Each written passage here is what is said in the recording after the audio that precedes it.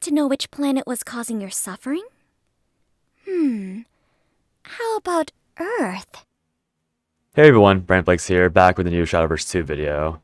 Today's video is going to be kind of a rant about how the new set has treated Forest in the grander scope of all the crafts in general. I'll have separate videos about the meta and my issues with it, as well as tier lists and stuff, just so that I can split these videos out a little bit, because I'm going away for a little while, so I need the videos to space out a bit. But this will be dedicated to just my complaints about how Forest was treated compared to almost every other class in the game. So the reason why I make this video is just because after playing Forest for like barely a few days, it's been very apparent that Forest hasn't gotten any very strong new archetypes, and the original archetype that it has wasn't really buffered out too well.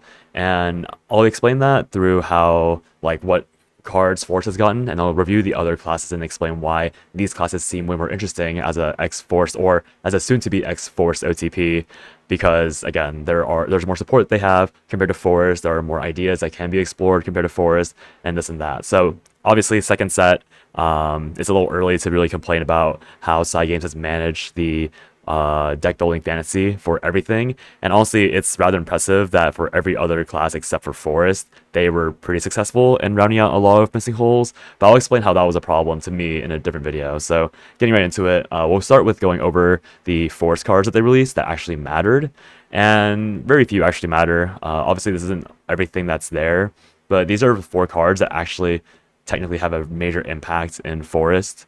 I guess you could argue that Titania was pretty important, but the issue with Titania is that she actually isn't that good in the major scheme of things. So why do I say that? So if you guys look at all the other classes, like all the other legendaries, if you look at things that give crests or effects similar to Titania, you'll realize really quickly that Titania is severely understated.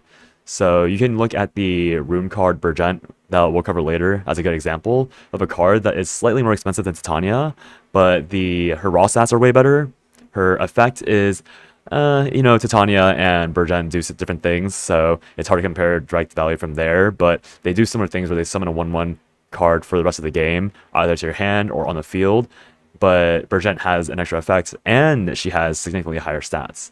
So Titania, while she was a decently relevant Force card, she isn't even good enough to be played in either tempo decks, and very seldomly, like very few copies in the longer term Force decks that exist. She is strong when she's strong, but she's not really defining in any way. Ambush from Above and Fairy Fencer are just 2 cheap cards that you can play. They're not really changing anything with Force, they're just slightly more efficient than what you could run in the past, technically. Fairy Fencer isn't even like a strong standalone card. She's just a debatable replacement or supplement to Fairy Tamer, who is another 2-drop. Wildheart and Cynthia are just decent tempo cards to play.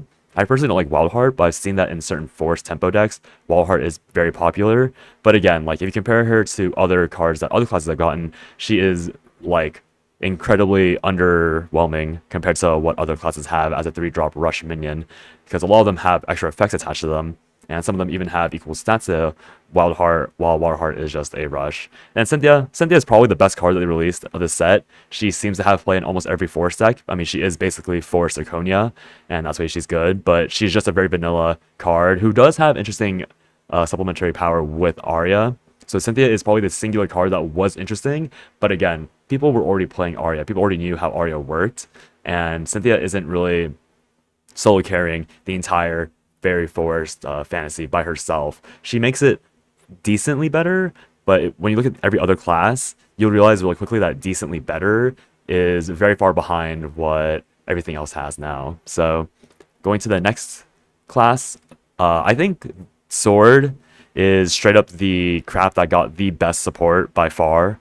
Actually, no, that's not true. I think Rune and Sword are probably the top 2 that just got a massive amount of... No, Sword, Rune, and Abyss are the top 3, easily. Sword is just more salient to me, just because Sword was already extremely good last set.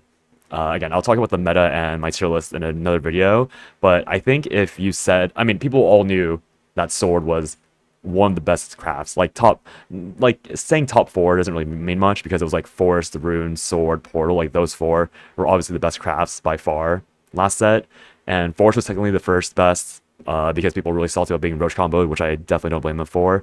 But then between Rune, Portal, and Sword, people would. I know a lot of Sword players would argue that Rune and Portal were better than Sword, but Sword had much more consistent games because of how their deck works. And every single good card that Sword got just directly enhances that and gives them better access to better cards and better replacements than what they had. So, for example, Saria, this 2-mana 2/1, she is basically just Apollo, but better and cheaper and better statted for Sword. She obviously doesn't hit the entire board for 1 damage, but Apollo was often being used to clear just a few minions. And Saria not only does that for a cheaper price, she can be played earlier, and so she can be threatening as a temple play on 2/1. And this is really crazy because Sword's main weakness to like other aggro decks was people going wide, and now they have Saria to like chunk down some 2/1s or 1/1s if they really want to, or even just deal some damage in the early game to chunk down and scare people off. Prim is another ridiculous 2-mana card because she's a 1/1 ambush, which means that every class in the game has to overcommit like a major AoE just to get to Prim in the early game, and leaving her alive isn't even that great, or isn't even that responsible, because late game, if you leave her alive, she has a super evolve that gives people a pretty big buff for Sword because she can lead into stuff like Albert as well as buffing everything else on the board. She allows for Nandra to be spawned, and Nandra is a very strong minion in the early game because she becomes a 3/3 for 2 if Prim is on the board still, and Prim is ambushed, so how are you going to deny Nandra? And then combined with Sword's other spells, like if you know, I forget its name, but the 2-mana 1/2 that gives Officer's Rush, Nandra is an officer. So the combo potential for Sword off of these minions is really incredible because you can play Prim, you can coin out Prim, and then you can next turn play the 1/2 that gives Rush, and then the next turn you can play another 1-drop and then Nandra, and the board is being flooded by very high statted minions that you have to deal with because Sword has so much access to more damage because of Odin, which is crazy. Rosé is another card that's just really insane because it fills out a part of Sword's curve that was decent, but also like not super great. Like turn 3, you really just had Vowels, and you could have played I think Lamara is her name, the 1-mana 1/1 that's summoned a 2/2, but she wasn't that great because the bodies were a little small and spread. But Rosé, not only is she a rush, if you and she actually can stay alive. Like she is a pseudo super evolve if the opposing follower is damaged, which happens very frequently with Sword because you have so much access to those pings. Again, like if you're on turn 5, you can place Saria into Rosé and execute minions for very cheap without spending an evolve or super evolve. And if you just play Rosé on turn 5, she has an effect where she just draws you a card for free. And while it is a 5-mana play, she essentially refunds that enhance by drawing you a card and making your deck smaller. And you can get stuff like the Samurai for a Bane, you can get stuff like your Prim, you can get stuff like your Sarias, and just thin out your deck for essentially making Rosé a 5-mana charge rush, which again is a pseudo evolve because of how Follower Strike works. And then last but not least, we have Gildaria. I remember seeing people really down or like low rate like Goldaria because they said that the rally requirement was really difficult. But like now that people are actually playing Goldaria, like you don't even care if you're not rallied. Like hitting the rally is just a massive upswing because now you have a perma value super evolve that does 2 AoE at the worst with a 7/7 and 2 rush 4/4s. Gildaria is literally just Zirconia for 2 more mana, except when you evolve her, she gives 2 AoE and she gives her units rush. So for 2 more mana, you get a Zirconia that's significantly better in almost every single way. She clears the board better, she trades way better, she has a lot more pressure, she has a lot more late game power. Like the issue with Zirconia was that when you drew her later in the game, she felt really bad. But with Gildaria, if you draw her late in the game and you're still alive, she has a chance to just auto-win you the game because she has more super evolve value, and it's a very strong super evolve value because she comes with 11/11 in immediate board trade stats and 2 damage AoE and more because it's every new follower you play does AoE, not just the 2 Steelclad Knights that she comes with. So Sword again was already very strong last set, and now they have 4 cards that just immediately go into anything they want, and it's again kind of crazy. Like I guess to be fair, it's very similar to Forest, where there's no actual new archetype for Sword to play, but Sword isn't a class with unique ideas. It's just play a big body, hit your opponent in the face, play board, and look for the lethal over a few turns if you can. So, unlike Forest, like again, I guess that's kind of like class. Well, I forget what the word is, but it's like pretentiousness. But Sword isn't a class that you expect to have fresh ideas every set. It's a class you expect to play for board, play for tempo, and be quote unquote honest, where honest ignores the fact that your stats are just super massive for very little reason other than the fact that you're the craftsman or known for that. Rune is going to be basically the same thing as Sword. Like I said earlier, Force, Sword, Rune, and Portal were the top 4 crafts by a large margin last set. I guess you could say Face Dragon was a thing, but Face Dragon was just like the aggro deck you would play. And Rune also got very good cards. They got their Earthright filled out very, very well, and they also got some support for spell boost. So Melvi, she's not really that impressive, but she's just another 2-drop that now Earthright can play, and she gives you a Witch's Brew, which if you don't know, Witch's Brew is a 1-mana spell that cycles and gives you an Earth Sigil, which seems like okay at first if you're not really thinking too hard about it. But then you remember that the Witch's Brew, because of the newer cards they have and the existing Earthright cards that exist, it can skyrocket really quickly. So Melvi is a really decent tempo play that gives you access to the resources you need to make Earthright really powerful. Pascal's Dance, I think is actually a little weak. I'm surprised this is something that people really play that often, but it's essentially just another cycle card for stuff like Spell Boost or Earthright. I think this card shouldn't even be on this list, but it's just another like, oh, we have a spell to help you cycle and give you more Earthright. This is basically just a worse version of Witch's New Brew, in my opinion. But it just comes with a small upside that if you somehow have 10 Earth Crests to use, then you just kind of win the game. But yeah, this probably doesn't belong on here. Enchanting Perfumer, this is a card that looks a little meh on paper, but it contributes to the Tempo Earthright deck that Rune can now play, because now Rune is able to play, again, Tempo Earthright, because a lot of Earthlight spells, or a lot of Earthlight followers, are like Giga overtuned if you can play Earthright. The issue before was that Earthlight didn't really have a good way to generate Earth Sigils very easily, but you can see that with access to something like Melvi, you have a 1-mana Earthright increase that also draws you the spell. Gaining Earth Sigils manually required you to click on it, so you're just cycling a spell for the cost of an Earth Sigil that you have to spend anyways.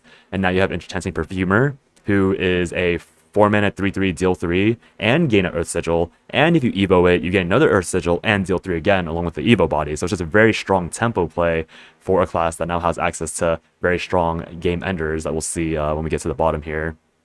Vergent is just another version of Angrea. Like it's like not the same thing as Angrea, but she is essentially just like a backup for Angrea. In case you don't draw Angrea, you might draw Vergent. And as I was talking about with the example of Titania before, Titania is a 4-mana 2/2, Vergent is a 5-mana 4/4, but not only does she summon more onion patches, so she's actually a 6/6. For example, Titania is a 3/3 with the summoned with the fairy, but Vergent is a 6/6. So for 1 more mana, you're getting 3/3 body, and then when you Evo her, it's the exact same aspect of the crest, but you're just gaining 3/3 stats for 1 more mana. And I feel like that's crazy because 5 mana is when you're guaranteed Evo, but 4 mana you can't Evo unless you're going second specifically. So Vergent is just more consistently stronger on that Evo turn, and also Onion Patches directly spell boost your hand consistently turn after turn, and the voice line's really funny, so I love it. But I just need more massive support for an already very strong archetype for Rune. And then Norman, by far the biggest offender, is just another card that rounds out Rune's major weaknesses, where originally it had a lot of problems staying alive versus aggro. Now you play Norman, and you can just heal 8 HP for 2 Earthright. And again, burning Earthright, if you're a spell boost deck, having this Earthright is not even that difficult because you're already playing stuff like Witch's New Brew early on. Now you can play stuff like those 2/2 gain Earthright minions to just have a bit more tempo. You can use what you call Spelllight teachings or Sage Light teachings to gain Earthright runes. You can click on the Earthright more often to prep for Norman. And even if you don't do all that, even if you only have 2 Earthrights, which is again very natural, very easy for Rune to do, you heal 8 HP for a 6/6, or you can make two 3/3 taunt minions with barrier, which is also incredible. So a 6 mana with an Evo can be a 11/11, and two of those 3/3 stats are going to be barriered, which is an insane pain for most aggro decks to get through. It's an insane pain for even a lot of control decks to get to, because you have to play something that either pings off and then AoEs, or you need something that directly bypasses barrier, like Twilight Dragon.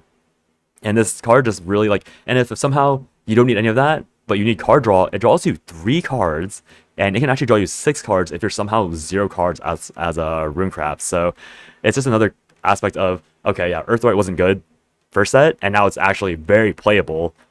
It's probably just like not even that much worse than actual Spell Boost, because people are playing it in Master Diamond and succeeding with it from the streams I've seen. But also, Spell Boost itself has had its major weakness of, oh, I might die on turn 6 because of this aggro deck having good tempo, into, oh, now I heal an extra 8 HP that I didn't have before, or I can block you from using your Stormins to kill me with these 2 3/3 barrier minions with just a 1 turn, like turn 6 play. So again, it's just a lot of power. So like these two crafts just got a lot of power added, and they weren't even that much worse than Forest. And Forest got what, like I'm talking so much about these cards that, and like what they solve and what they provide to those crafts, and Forest I've said barely anything about, right? Dragon, Aggro Dragon thankfully didn't get much support outside of Odin. Again, it was only 2 cards in this neutral list, and it's the 2 legendaries they dropped.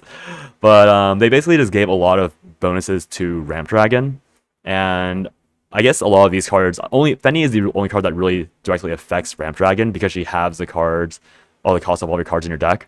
And Fenny is actually kind of difficult to play, just because you kind of require like an empty turn 5, 6, or 7, depending on how much ramp you got. And that is a little rare to do. Like if there's one big minion, you can super evolve Fenny and trade, and that's like feasible. But against like aggro decks and some mid-range decks, like you won't find that opening as easily. So Fenny isn't even like the reason why Ramp Dragon is exceedingly powerful now. The reason why Ramp Dragon is exceedingly powerful is because they have Neptune, who is a new 7/7/5/5, where when you play her, she gives you a crest, and the crest heals you basically permanently whenever you play a Marine follower. And so when you play her, you immediately heal 2, and these 2/2s come with Rush. So and also Neptune herself comes with a ward. So if you super evolve her, you can heal another 2 and get 2 more 2/2s. So Neptune is essentially the new card that Dragon can play just to stop all aggro. And then they can start healing turn after turn after turn because they have the crest. And obviously, it's like kind of high roll to expect them to have like Neptune into etc. every game. But it's just the concept of Ramp Dragon had the weakness of, like, it's the same thing as Rune, essentially, with Norman. The weakness of these later scaling classes is that they should be dying to aggro because of lack of HP. You sacrifice HP for greed, but because there's so much healing in these decks now, that downside is being significantly cushioned because you're going to heal so much. So like, let's say that you play turn 3 Dragon Sign into turn 4 Liu Fang as a Ramp Dragon. That, like with the Evo, that almost guarantees that you have Neptune on turn 5.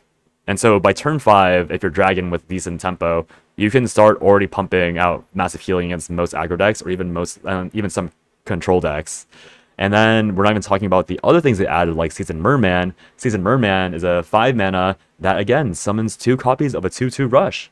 So this 5 mana minion comes with 4/4 Rush, and then when you Evo him, he summons another one. So Evoing him gives you 1/5/5 with Rush, and then 3 2/2s with Rush. So it's an 11/11 5 mana. So it's like Zirconia, but again, it's Zirconia, but you can consistently play him with the Evo, and the tokens he summons already have Rush. You're dropping 2/2 in stats on the original body for 3 2/2s, and if you have Neptune available, you heal at least 2 HP from playing Seasoned Merman.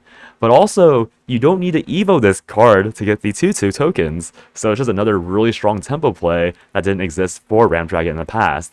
And then Call of the Megalorca is just a 2/2 until you're at 7 mana or above, which won't be hard for Ramp Dragon if they draw well. And if you're in that, it's just a 2 mana cycle. Get this card out of your deck ASAP, so the rest of your draws are higher quality card. And again, not that strong. Like a 2 mana 2/2 is pretty mid, but it's just the concept of like, I got Neptune on board, now I can play these 2/2s to help clear these little minions, like ping off these things. And if I play Fenny, these are 1-mana 2/2s that can heal me and deal with the board.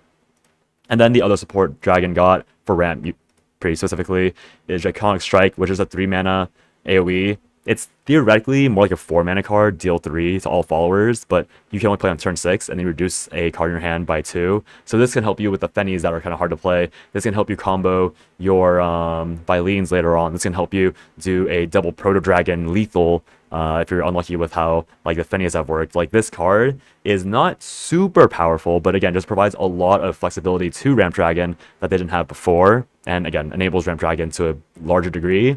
And then Fileen, she's just a strong 2-mana 2/2 with Bane, so she's almost guaranteed to trade into anything. And then when you Evo her and you're in Overflow, she also becomes a 5-mana board clear because she deals AoE with her Evo, and then her Overflow addition to your hand is White Frost Whisper, which lets you destroy all damaged enemy followers. So you're doing a 5-mana kill everything on enemy board, or you can block off combo decks by increasing their mana cost by 1. So it's just a lot of support. Like this isn't like another, again, compared to Forest, a bad archetype for Dragon last set got major support. And honestly, I don't think Ramp Dragon is extremely powerful. Like it's not tier 0 by any means, but it is now very playable. Like if you play against a Ramp Dragon that's casinoing well and high rolling, you know, because it's really painful. Abyss is I think Abyss got by far the most support. I think it's very ironic that online, like in a lot of communities, I guess I'm saying, I see me mostly the Reddit. I was like browsing Reddit and there was like multiple threads about how like, oh, Sly Games doesn't know what to do with Abyss. Oh, they are so bad at game design, blah, blah, blah. And then somehow Abyss emerged from this set as literally the biggest winner by a country mile. Aggro Abyss got insane support with the addition of Cultivator of Malice, Winged Servants, Vuela, Exela. Like these four cards have made Aggro Abyss such a menace on ladder. And I guess, you know, like people that complain about Abyss's design might not want like I guess like aggro doesn't really cater to. I didn't play Shadowverse once, so I don't know how the blood or shadow archetypes were played, but it's just thinking about the fact that there were, and again, like the new cards, like these bronze silver cards weren't revealed immediately. We only got the gold and legendaries, so it was like not as obvious. But the raw power, like Aggro Abyss is probably the best ladder deck in the game, and it's barely like, and I think only Sword is contesting it for that title. And it just got like Aggro Abyss was playable last set, but it wasn't super good. Like Face Sword and Face Dragon were a lot better. But with these 4 cards added, you just have so much. Like I see people win games on turn 5 with Aggro Abyss consistently, which is insane. And then mid range and Control Abyss also got massive support because Ghastly Sori is a card that gives you insane value. It's essentially a 2-mana 1/1 because you get the skeleton to play immediately. But then the next turn, you can play an extremely sticky minion in Rotting Zombie. And you also have a Ghost to combo with your Cerberus later on if you need to, or with your Mukon if you need to.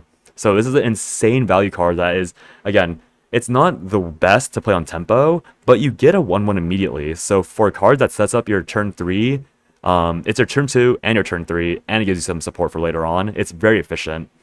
And then Charon, I think, is... like, she's alright. She is pretty efficient, again, because you can summon minions that you would want back, and then those are really hard to deal with as a aggro player. Or even just, like, it gives you extra value, and also there's obviously the Crest shenanigans, where you can resummon a 3-mana card, and then that will be, and you like, one-shot somebody with it or something. Like, there are shenanigans you can have with this. But, it just comes down to the fact that, like, this is really good for mid-range.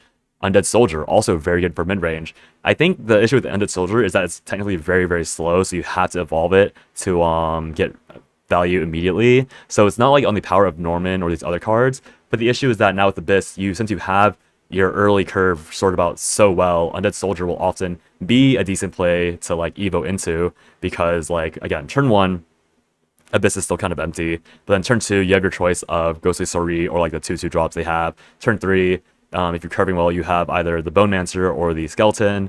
Turn 4, you have more of your 2/2s or 3-mana drops. at worst, and then turn 5, usually Argaby, turn 6, Undead Soldier, turn 7, some combination of cards that deal with the board, turn 8, Cerberus, turn 9, Gensetsu, and Yuzuki. Yuzuki? Yeah, Yuzuki. And then Yuzuki, not the best card, to be fair. I think she is, again, just a very good anti-aggro and a very decent control card. She is very slow, but it just comes down to, again, like, Abyss didn't, like, it's like a good backup card in case you had your Cerberus as actually answer to. And to deal with Cerberus, most classes have to Super Evo. Gensetsu and Yuzuki, they don't have to Super Evo this for this to be a massive threat because it's 4 copies of a 2/3 that have ward, so you have to deal with it. And then if you can only kill all the 2/3 taunts, Gensetsu and Yuzuki will be a 9/9 minion. And of course, a lot of classes have AoE to deal with this, but then the issue is that you dealt with everything that Abyss has had before, and now they have Gensetsu and Yuzuki, and now that's something that you didn't have to deal with before. Like, you didn't have to think about another threat on turn 9 that was very efficient. You just assumed you could deal with everything, and now they have a new threat. So, rounds out Control, Abyss, and Mid-Range Abyss, and Abyss has obviously insane power with everything else. Haven, ironically, didn't really get too much. It's just a lot of the wardcraft things, and I don't think I really need to explain why wardcraft is toxic, in my opinion. It's just like they enabled the ward archetype, and it's just them slamming fat minions over and over and over again and hoping that you can't deal with it. Divine Guard is okay because it just gives them a bit more board clear in the early game, which, to be fair, Haven in general did need because they would die really early on. And then Clerk of Crushing is just like another build out that you can have to... Oh, it's not even a filled out. It's a niche filled out, but obviously as a ward, it gets pulled out by Aether and gets buffed by Wilbert. Colette, I think Colette is not that great. I don't know why I put it on her, honestly. I just saw people playing her, so I just put her on here for the sake of it. I guess this is a really good time to just like note again that you can compare Colette to the Swordcraft card. And again, like, this is kind of a tangent, but like, just how incredible is this Saria card that she does 1 damage twice, and then Haven, who wants to be able to deal with wider decks or wider boards early on, for 1 extra mana, you gain 1 extra health, and you can only kill 1 random follower occasionally, and you need 2 amulets to do it twice. So in order to get the effect of a Saria 2-mana card, you have to have 2 invested amulets, and even then, it might not even be equal. And obviously, like, sometimes there's 2 HP on these minions, but it's just, again, like, the stat total on Colette is not even that good compared to what Sword got. And then Agnes, the Swiftblade, this is here because this is essentially just more support for Stormhaven, and Stormhaven is pretty good right now. Agnes plus Odin, which we'll go over again in a bit, just to give Stormhaven more support and more power. And because Agnes can go face, if you have like 2 Griffin amulets on board, she can also board clear for you while dealing maybe 5-6 damage to the enemy's face very easily. So again, just a very good round out for an existing archetype that they didn't have before, which again, Sword didn't get. And then Portal, honestly, ironically, I feel like Portal, while they did get very good cards, was ironically affected the least as well. Like Forest and Portal, I think Portal did get a shorter end, but I don't think it was as short as what Forest got. So Karula is obviously the hot topic. People say that Karula isn't as good as people made it out to be because he doesn't give parts, but I feel like that's kind of low-key propaganda because Portal players were already generating way more than they needed from parts if they got a decent curve. Like, I guess if you super low roll your early game, you miss like all of your you miss your blasting bullet, you miss your you miss what's her face, the Miriam, you miss Owlette. Like, I guess Karula can only summon 1 actual artifact piece, but the issue is that you only need to be able to summon 1 artifact piece for Karula to be good. And if you're coping that hard, you can always just summon a Striker or a Taunt with Karula, and that's already pretty decent for a 6-mana card when you have the potential to play double Owlette before him and then double Karula afterwards. So again, Artifact didn't have the best turn 6 and 7. Like, they had a pretty good one because of Sylvia, but it wasn't amazing. Karula makes it potentially amazing because now you can play him on turn 6. You can summon anything you want. You can summon an artifact with all the major buffs that you can now add to it for fun. And that can cycle you a card, that can stall the opponent out, that can clear a board. And then if you super evo him, you can deal 2 extra damage with him and clear a wider board because for some reason Karula needs to be able to clear 2 and have a mini Geno effect. as a genostated card post Super Evo. So not only is he going to summon a big minion with him, he also clears your board, and now you have a big minion and a bigger minion to deal with on turn 7, which is pretty difficult for a lot of classes to do if they're already behind, which is pretty common for things against Portal. But I think Portal is, again, on the back foot because a lot of crafts have gotten a lot closer to the power level, and the things that Portal got are good, but they aren't as insane as, example, like what Sword got and what Rune got. Going off of with the artifact thing, Flight of Icarus is such a silly card. Like, I had a game against a Portal, artifact Portal. They drew 5 cards off of one Flight of Icarus, and they drew 5 cards off of the other Flight of Icarus. So they drew 10 cards off investing 2 mana. And Portal didn't really have a major like value issue before. Like, Artifact already had really good value from stuff like Artifact pieces, but the issue is that they occasionally could like run out of cards and then only have Gundam left to deal with stuff. But with Flight of Icarus, they completely solved that problem. Like, they will never have an end to their resources with Flight of Icarus if you let them get to that point. So you are on the clock to deal with Portal, or else you will just get outvalued and lose the game because they will continue playing threats. And even if you manage to deal with the mecha, they will have like 5 cards in their hand that they didn't have before. And also giving your artifacts rush lets you clear boards more efficiently. So Alet isn't just a solo 4/6 to deal with a board. You can now be greedy and summon stuff like Beta or Alpha, and then swing with those and clear 2 minions, and not have to be forced into summoning Gamma to deal with a slightly wide board. Carnelia is another example of just like a card that fills out, like, it's a good tempo play. I don't think it really replaces any. I think it replaces the 1/3 that Portal will play, and it's a better stat minion. So it upgrades their 2-cost slot. And also the Evo isn't super amazing. Like, ward and can't be destroyed by abilities isn't incredible because not every craft relies on like targeted destruction. But giving something ward, like giving Alpha a ward, for example, is crazy because Alpha is already a defensive play. So Alpha goes from being a 3 heal to potentially 8 HP mitigated total if your opponent has to swing minions into it. So it makes stuff like that a lot more powerful. And then again, you stack on stuff like Icarus, and it makes these individual pieces very, very strong. But Carnelia isn't that insane. It's just, again, good support for Portal. Artifact Catapult is pretty slow. I think I might have already this card the first time I looked at it, but it's just another example of like, oh, Portal just gets more value, like more ways to flip out artifacts in case they miss Outlet, in case they miss Karula early on.